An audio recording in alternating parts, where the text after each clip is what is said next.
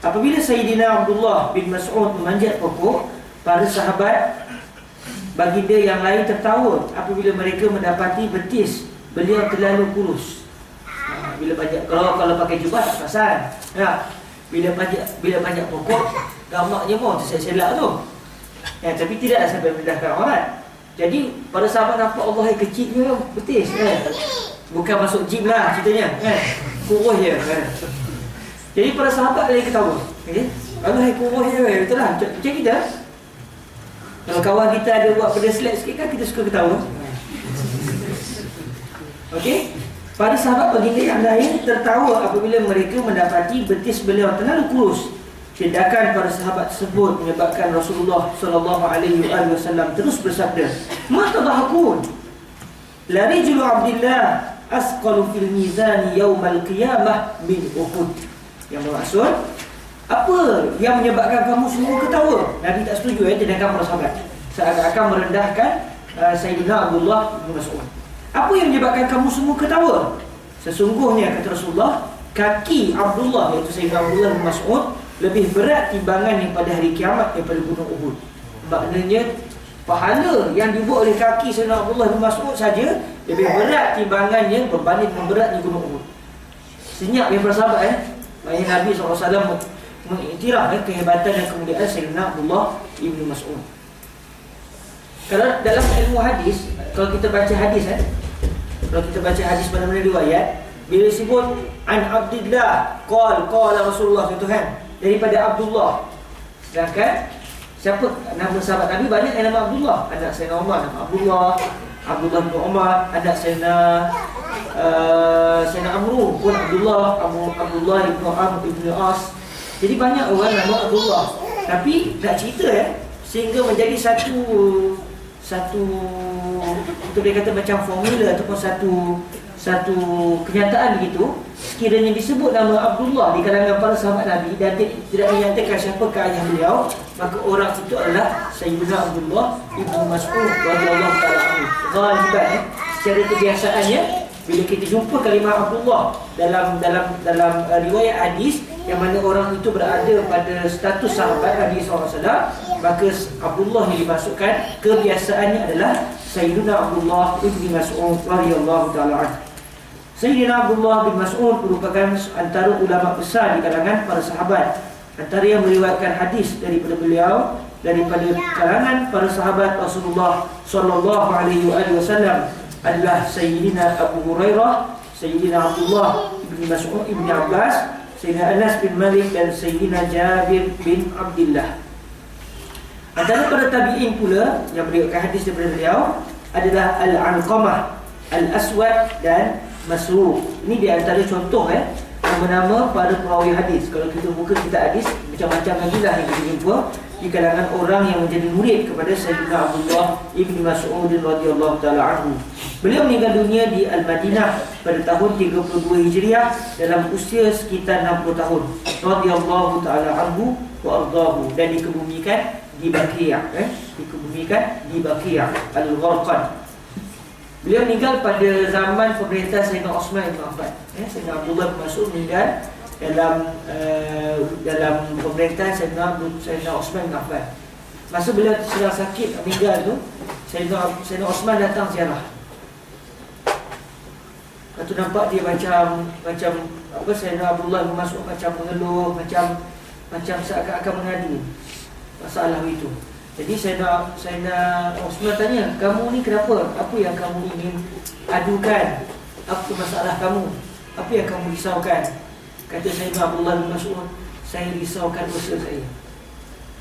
Saya takut dosa saya." Itu hebat para sahabat lah. Mereka bersama dengan Nabi hebat dah. Bahkan diberikan beberapa kenyataan daripada Nabi yang menunjukkan mereka itu besar di sisi Allah. Tapi di saat kematian, mereka tetap meletakkan bahawa mereka itu seakan-akan manusia yang tiada apa. "Saya takut dosa." "Apa yang kamu harapkan?" Kata Sayyidina Osman, "Saya harapkan rahmat Allah." Kemudian tanya lagi, "Kamu perlukan duit?" "Saya tak perlukan duit." "Apa lagi nak saya perlukan?" "Saya tak perlukan duit." Kemudian Sayyidina Osman tanya, "Ataupun saya bagi duit kepada anak-anak kamu, supaya kalau kamu meninggal, anak-anak kamu punya wang untuk hidup." Kata Sayyidina Abdullah bin Mas'ud, Kenapa lagi saya perlukan wang, sedangkan saya telah mendengar daripada Nabi SAW, sesiapa yang membaca surah Al-Waqi'ah, bahawa orang itu tidak akan ditimpa dengan kemiskinan. Itulah di antara kisah yang ada pada kisah Sayyidina Abdullah Ibn Mas'ud radhiyallahu ta'ala anhu. Baik, para hadirin yang dirahmati Allah SWT, kita lihat pengajaran hadis yang keempat. Rasulullah SAW dalam hadis ini menjelaskan kepada kita bahawa seorang Muslim itu tidak boleh iri hati dan berdengki dengan temannya, melainkan dalam dua keadaan. Keadaan yang pertama adalah apabila temannya merupakan seorang yang dikurniakan oleh Allah harta yang banyak, lalu dia membelanjakan harta tersebut pada perkara-perkara yang diridai oleh Allah Ta'ala. Okey, ini satu. Tak ada dengki. Dengki ni kita akan tengok dalam pengajaran dia. Dengki ni bagi pada asalnya kita niat supaya orang tu dapat nikmat dia hilang. Itu dengki. Tapi dengki dimaksudkan oleh Nabi, kita nak kita juga jadi macam dia dan buat lebih daripada dia. Itu maksud dengki. Berlumba-lumba pada kebaikan yang dimaksudkan oleh Nabi. Yang pertama, kalau kita dengki, kalau orang tu dia ada duit banyak, lepas tu dia bukan ada duit dia sekadar makan cik, dia ada duit, dia guna habis, bagi ke orang tu, bagi kepada miskin, sumbangkan untuk anak-anak yatim, buat macam-macam ke arah benda yang membawa kepada keridaan Allah SWT. Itu satu. Lain kali kita dengki, saya ni duit tak pernah ada, kalau saya dapat duit macam ni, memang saya pun nak buat. Baik, kita dengki, saya nak jadi lebih baik dari dia. Fastabiqul khairat. Jadi orang gini dibenarkan untuk dengki. Bukan doa, ya Allah papakanlah dia, miskinkanlah dia, ya Allah, biar saya pula yang jadi kaya, saya akan buat yang baik. Itu tak betul. Okay. Itu dengki yang tak betul. Okay. Keadaan yang kedua pula adalah apabila temannya dikurniakan oleh Allah Ta'ala ilmu pengetahuan yang luas, lalu dia menggunakan dan mengamalkan ilmu yang dimilikinya. Dalam hadis disebut, warajulun atahu Allahul hikmah, Allah menggunakan kepadanya hikmah.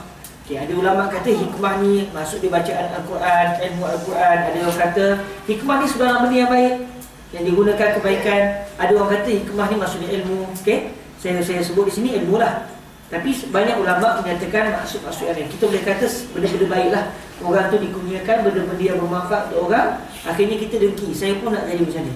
Okey. Keadaan yang kedua pula adalah apabila temannya dikurniakan oleh Allah Ta'ala ilmu pengetahuan yang luas, lalu dia menggunakan dan mengamalkan ilmu yang dimilikinya tersebut dalam mencari keridhaan Allah, dan dia turut mengajarkan ilmu yang bermanfaat tersebut kepada masyarakat. Saya masa kat Tontol, saya ada dua orang kawan. Okey. Diorang ni pelajar muadalah.